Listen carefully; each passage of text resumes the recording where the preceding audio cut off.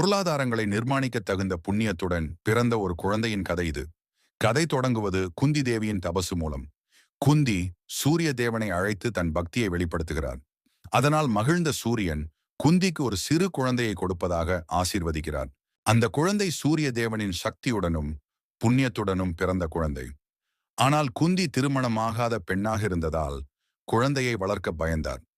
அது சமுதாயத்தின் அவமானமாக இருக்கலாம் என்பதற்காக தன்னுடைய மனதினை கஷ்டப்பட்டு ஒதுக்கி குழந்தையை ஒரு கூடைப்பையில் வைத்து நதியில் உடன் இழுத்து விடுகிறார். நதியில் மிதந்து செல்லும் அந்த கூடை ஒரு சாதாரண தம்பதியால் கண்டுபிடிக்கப்படுகிறது. அவர்கள் அந்த குழந்தையை தங்களுடைய பிள்ளையாக வளர்க்க முடிவெடுக்கிறார்கள். அந்த குழந்தைதான் கர்ணன். கதை இங்கு துவங்குகிறது. கர்ணனின் வாழ்க்கை, அவனது அடுத்தடுத்த போராட்டங்களும் சமுதாயத்தால் அவனை சந்திக்க வைத்த சோதனைகளும் இப்போது மெல்ல வெளிப்பட இருக்கிறது.